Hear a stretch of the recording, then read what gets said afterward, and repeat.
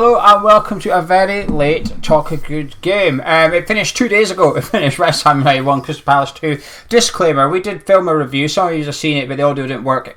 It was a very good review as well, so it's a bit frustrating. However, what we're going to do, it's still on the channel, you just can't find it. So we're going to leave it at the end of this video if you do want to go watch it, but the audio is not great. But some people have replied to it as if they heard it okay. So if you don't want to listen to it, don't worry. We're pretty much just repeating what we've got way to say tonight, but in a more drunken state, and with a Palace fan, which was very good. But anyway, Gonzo, are you ready to discuss the game again? Have you seen it back since? Have you watched the highlights again since the game?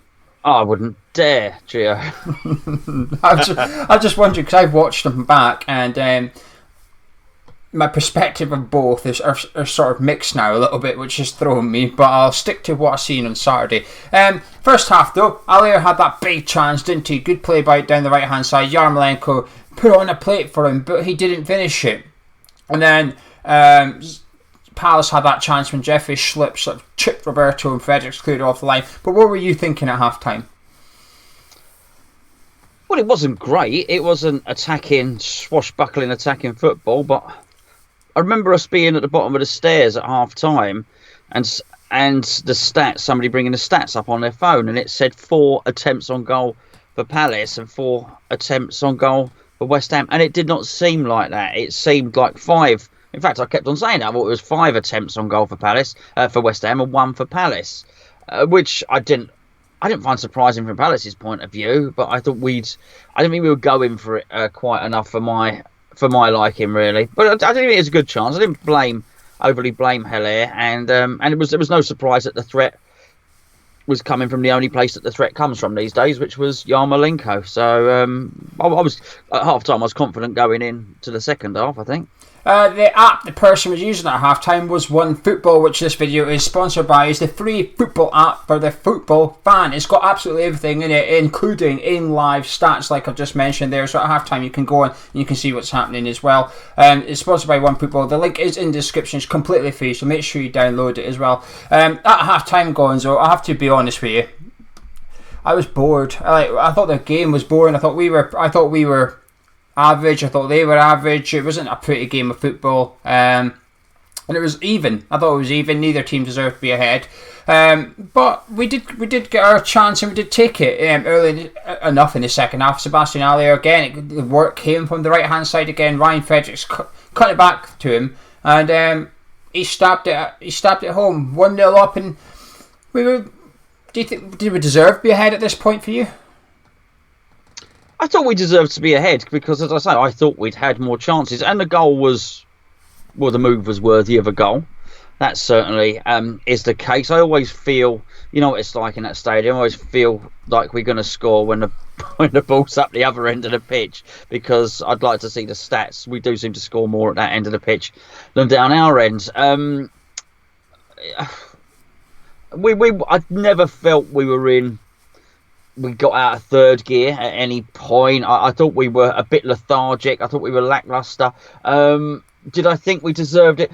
It was a really weird one because I expected Crystal Palace to set up defensively. But because of that, I think I expected us to set up in an attacking fashion with attacking intent. I don't think it didn't feel, certainly at the time. I know it's easy to say with hindsight now, but I was saying it at the time.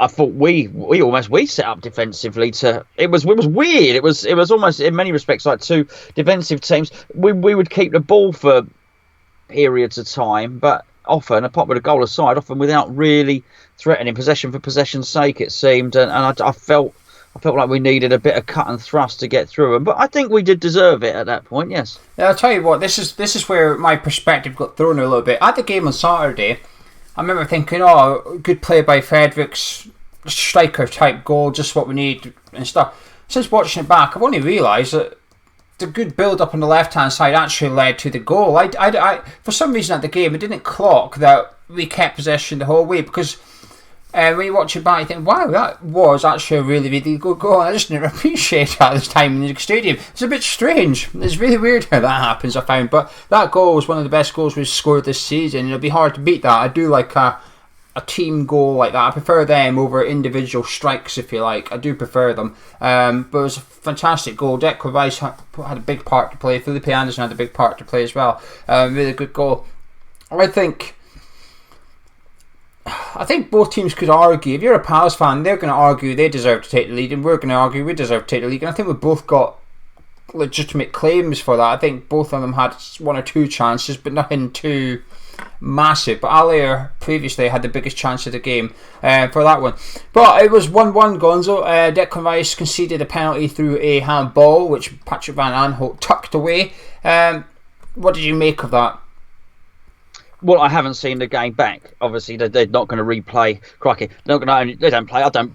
Biggest screens in Europe. What's the point? Don't bother. Take them down. We don't see anything. So I didn't see what it hit the ball. I did see Van Aanholt score because it was right in front of me. There was a little bit of hope because Milivojevic is their regular penalty taker and a very, very good penalty taker. Well, he was banned for that game, and Van Aanholt apparently had never taken a penalty in his life before for Crystal Palace.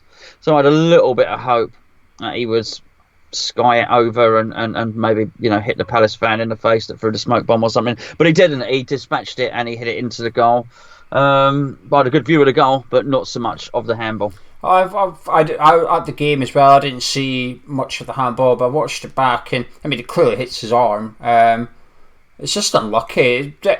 Should his arm be up there? No, it's not a natural thing. His arm's like this. Okay, his arm is like that, and I think it's Kiati sort of tries to kick it back into the box and kicks it behind him, and it hits Declan on the arm. But Declan's like a yard away from him. It's ball to hand, but I don't know. I just don't like them rules. I've always been brought up that if it's ball to hand, it's not a pen, but if it's hand to ball, then it's a pen. That's how I've always been brought up.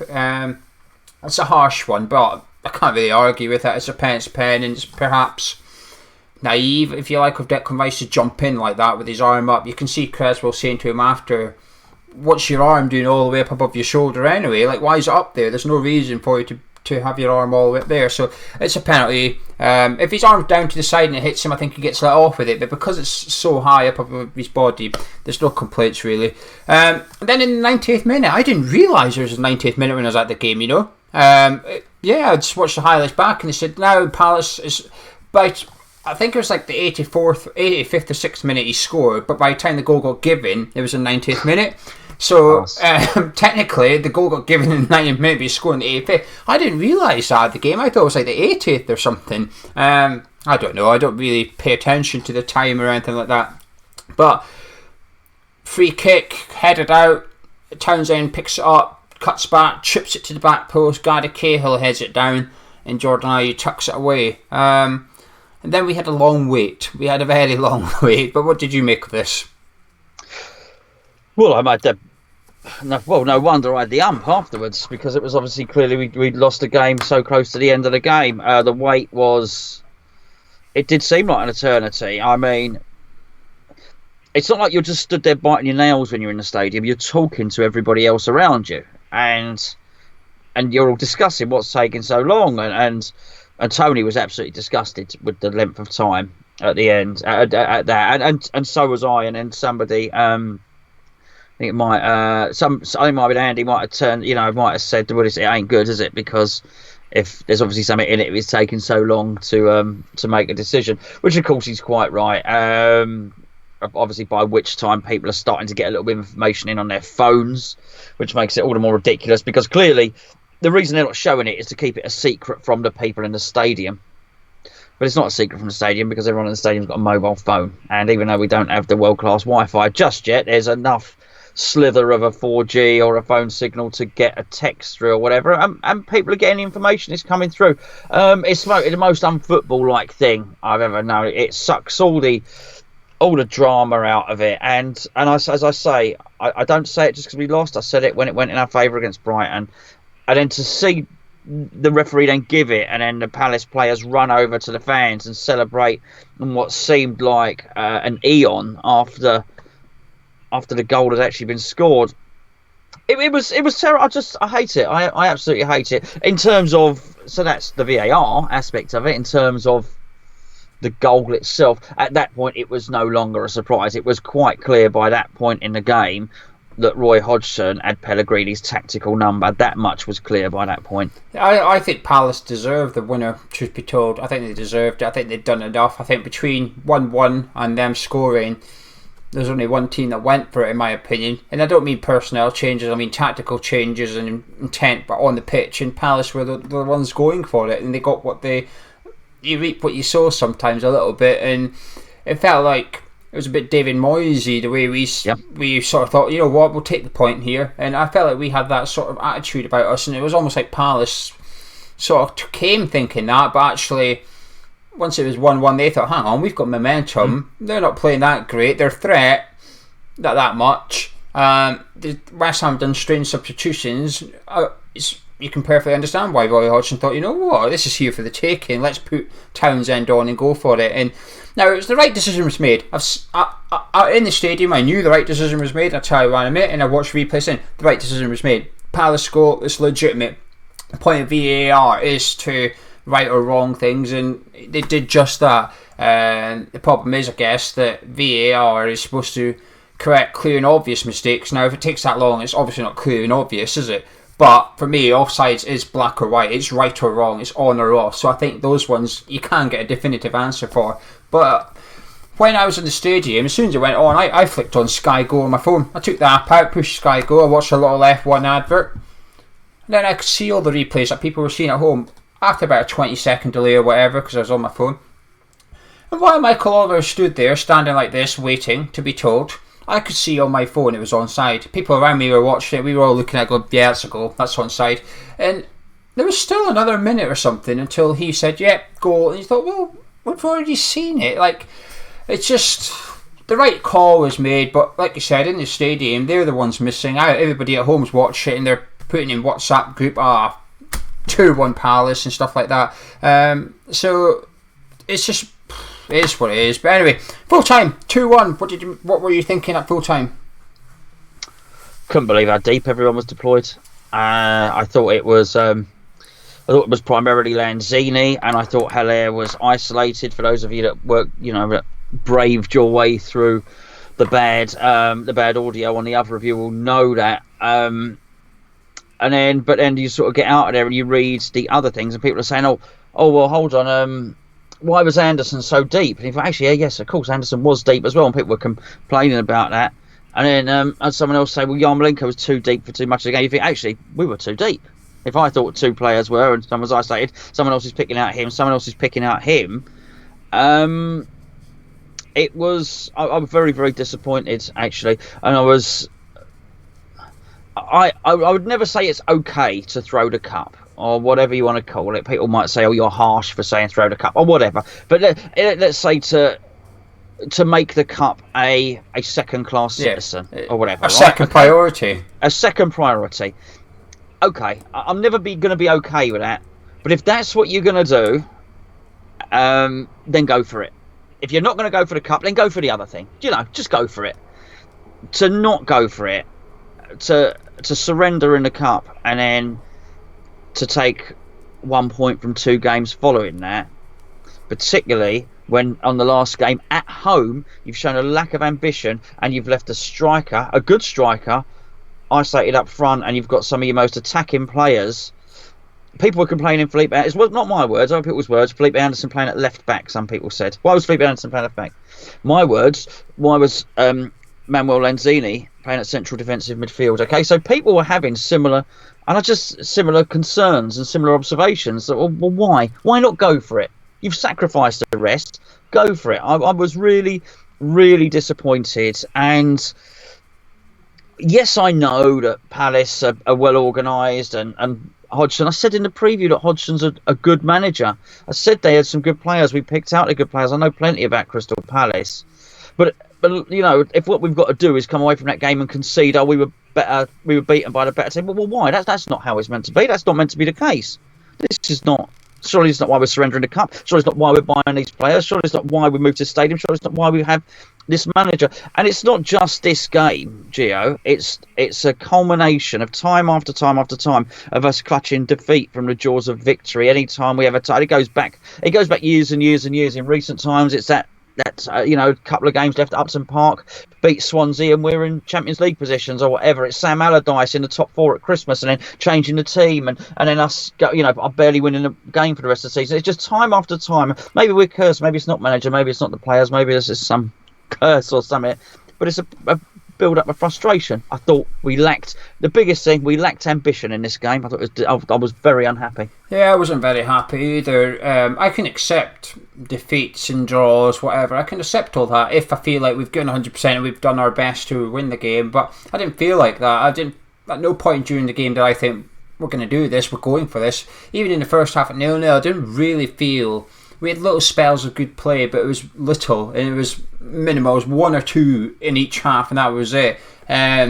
Against a team like Palace, it's not going to be enough. You've got to do more than that because of how well organised they are. That's why you need to throw the kitchen sink at them from the word go and stuff. And I felt like we sat deep to play our counter-attacking football, but the problem is, sit as deep as you want. Palace aren't going to throw numbers at you. You can retreat all the way to your box. They're still going to play 2 defensive midfielders and only commit 3 or 4 forward at a time, because if you get the ball, they are 5 yards away from sitting back into 9 men behind the ball. And this isn't a criticism of Palace, because they had their tactics. They set up the way they want to set up, played the game they want to play, and I actually think we fell into their trap a little bit. I think we didn't play how we were playing. That wasn't the Norwich City team that we seen. Against Norwich City, we swatted them away with our football. I didn't see that against Palace, and I almost felt like we tried to play a hybrid of West Ham and Crystal Palace, and we're not very good at it. Crystal Palace stuck to their own game, just did what they're good at, and they came out on top. You said Hodgson had Pellegrini's number, and I think so. Hodgson probably looked at us and thought, if we do this, we'll be okay. But that's how we broke through that. We should have made it 1-0 in the first half, but we didn't. But we made it 1-0 in the second half. But that's when you always have to keep going at them. You've already got one. The pressure's on them to come out and get the equaliser. Well, you need to keep going. You need to make sure that you then can play your counter-attacking football.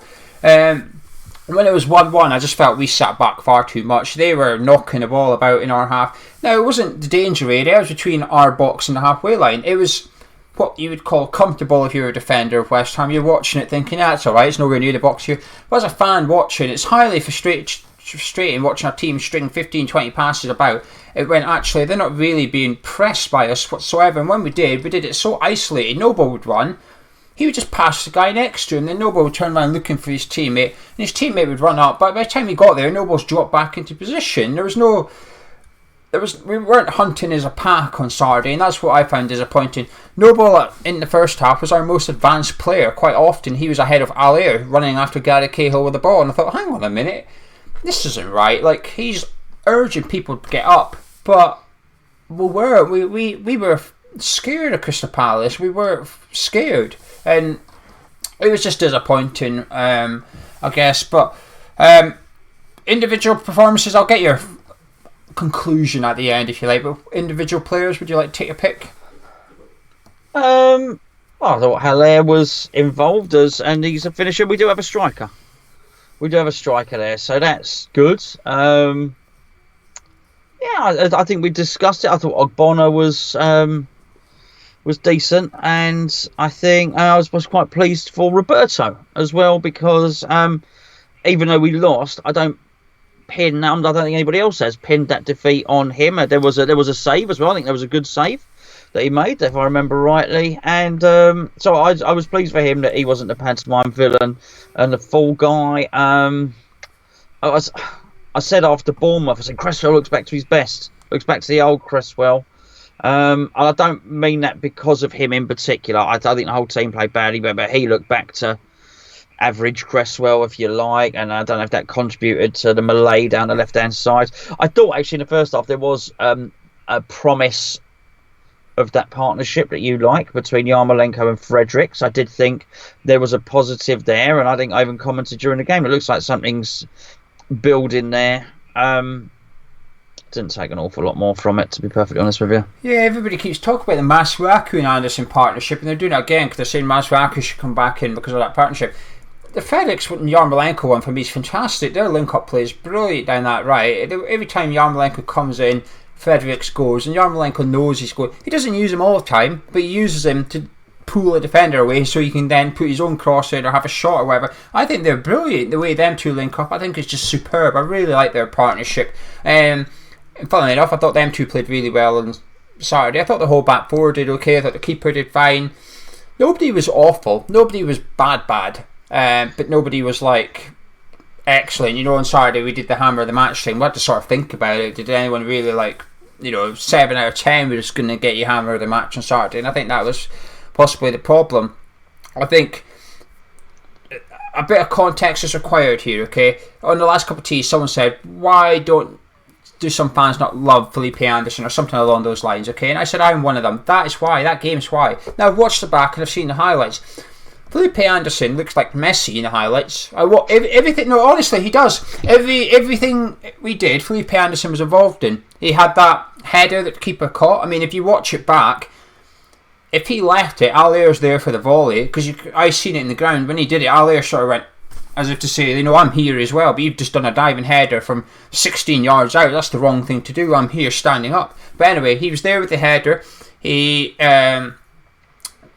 did something else in the first. Oh, he did a cross in the first half that got cleared. He pulled a shot wide just before the header. That's it. He set up Lanzini as well. That one he dropped down to Lanzini. Then in the goal, he's involved in the build-up as well. And I thought, wow, Anderson looks amazing. But on the day on Saturday, I was watching him thinking, you need to get involved a bit more here, son, because listen, he's got all talent in the world. Anderson, I think he should be our best player. I do think he should be one of our best players. But there's a couple of times on Saturday he was a bit sloppy. He was a bit lazy. He looked a bit disinterested. I don't know what it is. There's something about him just frustrates the life out of me. I think. That's a wider thing, and that's a video all in itself. That's the difference between being at the game and not being at the game. At the game, you watch people, don't you? You don't always watch where the ball is going. When you're watching on the telly, the camera tends to follow the ball. So if someone is being a bit lazy and they're walking back, you notice it more in the ground, if you like. I promise you, go watch the highlights later on tonight or tomorrow or something. Watch the extended highlights on the official West Ham channel. It's 9 minutes long. Just watch them. And then for your little van video later this week or something, you can do a video about Felipe Anderson. Just watch the highlights and compare it to what you see in the ground on Saturday. He looks like Messi on the highlights. I promise you, he is the match of the day player. That's what he is. That's why football fans don't rate Declan Rice, because he is not a match of the day player. You don't see him. If you watch those highlights, the only times you see Declan Rice is one. Actually, even our goal, you don't see him much. You don't see the start of the move. So you only see him do one pass. He actually does about 3. So you see him do one pass, you see him give away a penalty. That's all you see of Declan Rice in highlights, okay? Felipe Anderson, you see all the good bits, but you don't see the bad bits.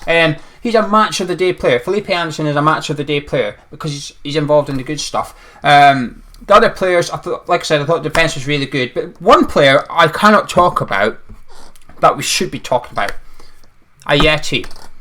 Where was he? Right? The subs. I had a little rant about the subs on Saturday, a mini one, and I'll get onto that in a second. But this is a sub that should have happened, okay? If you're not going to bring on your striker that costs £10 million when you need to win a game at 1-1, when are you ever going to bring him on? Last season, I remember games, don't ask which one, there's lots of them. He was throwing on Hernandez, he was throwing on Lucas Perez, he was throwing on Andy Carroll. He was just chucking on strikers. Let's go for the goal, let's go for the win, right? We've got one striker on the pitch, we need the win.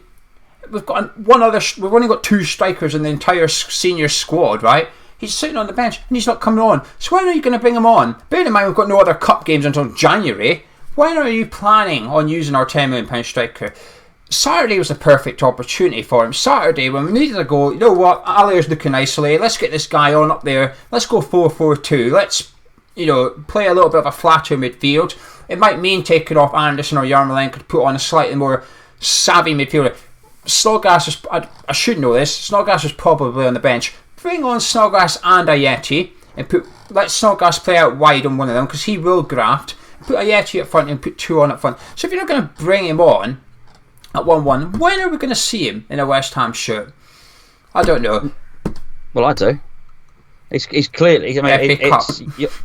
Well, no, he is there, and the worst thing is he's going to know this as well. I'll cast your mind back to your own words when Jordan Hugo was purchased, and when Hugo was on the bench, and David Moyes would have him on there, and you were saying there's no point him being on the bench. There's no way he is going to come on. That's what you got with Jetty. Jetty actually does know now that his job, he is there for if Haller gets injured. That's why he's there, and in all probability, if Antonio's fit, I'm not even sure he's getting the gig then either.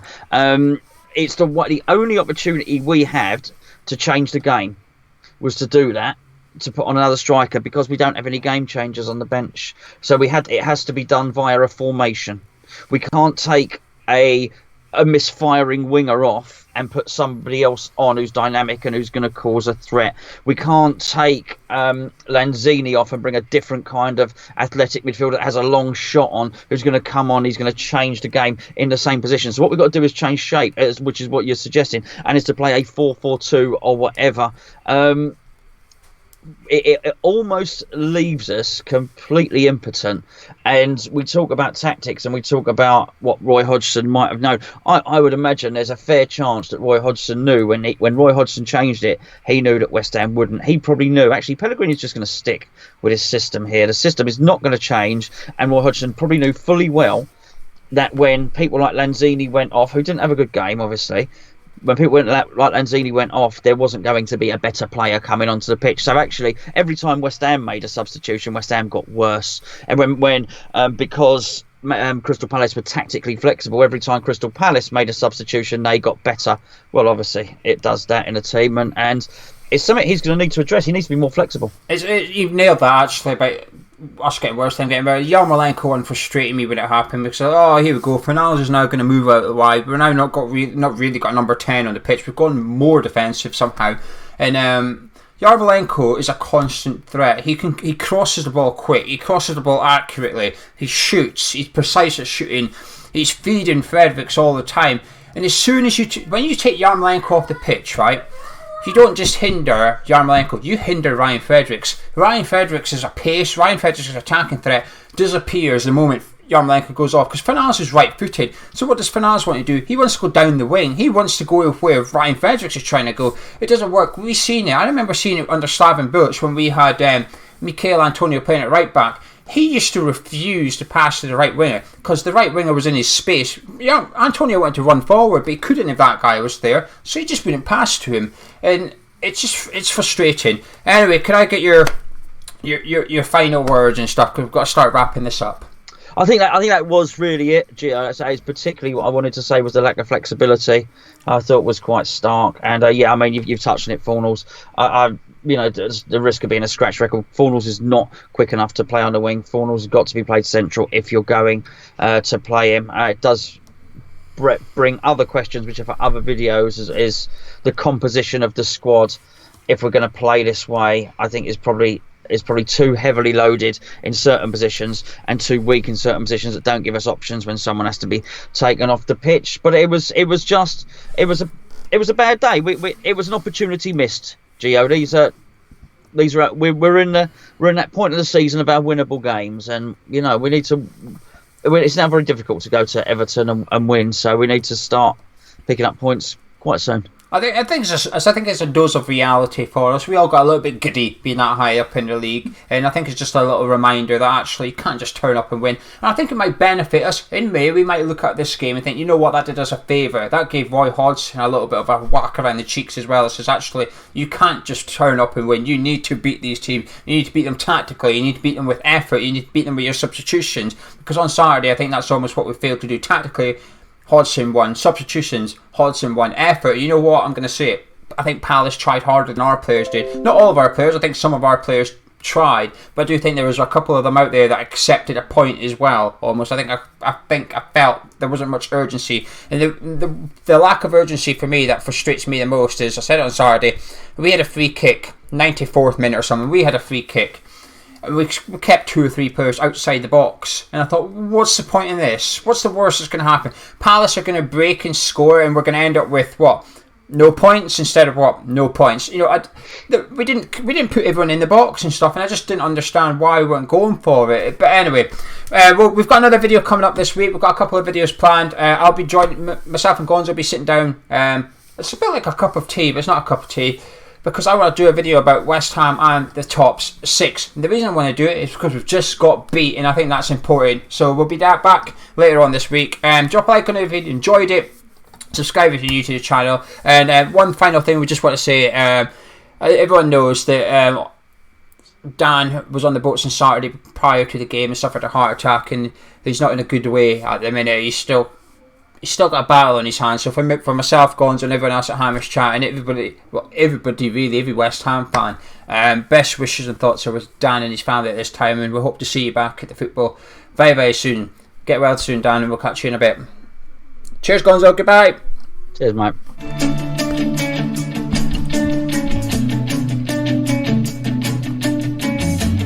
Thank you for joining us on this Talk of the Game of the West Ham Crystal Palace review. Make sure you download the One Football app. The link is in the description. It's completely free. And myself and Gonzo will be back later this week with another video. Catch you in a bit.